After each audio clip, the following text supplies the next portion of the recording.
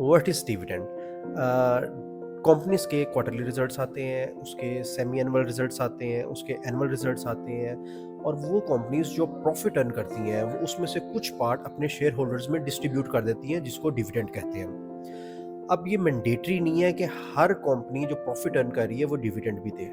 ये डिसाइड करती है उसका बोर्ड और उसकी मैनेजमेंट कि हमने डिविडेंड देना है या नहीं देना, देना है तो कितने परसेंट डिविडेंड देना है। ये डिपेंड करता है उसके ऑपरेशंस के ऊपर, और उसने बिजनेस की एक्सपेंशन भी करनी होती है। अब नेक्स्ट क्वेश्चन है कि डिविडेंड मिलता किसको है? जब कंपनी अनाउंस कर देती है कि हमने डिविडेंड देना है और इतने परसेंट डिविडेंड देना है, तो साथ वो एक बुक क्लोजर की डेट भी मेंशन करती है।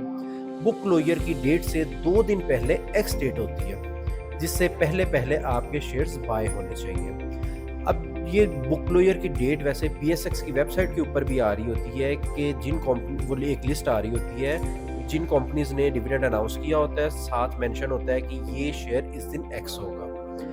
अभी एक और क्वेश्चन होता है कि नॉर्मली जब भी कंपनी अनाउंस करती है डिविडेंड, तो उसने मेंशन किया होता है हम इतने परसेंट डिविडेंड दे रहे हैं। अब वो परसेंटेज किसकी होती है? वो परसेंटेज फेस वैल्यू की होती है।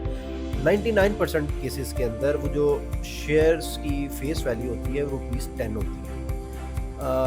अब वो बेसिकली 10% जो होता है वो फेस वैल्यू का रुपीज़ 10 का होता है, जो कि 1 रुपी पर शेयर डिविडेंड अनाउंस कर रही है।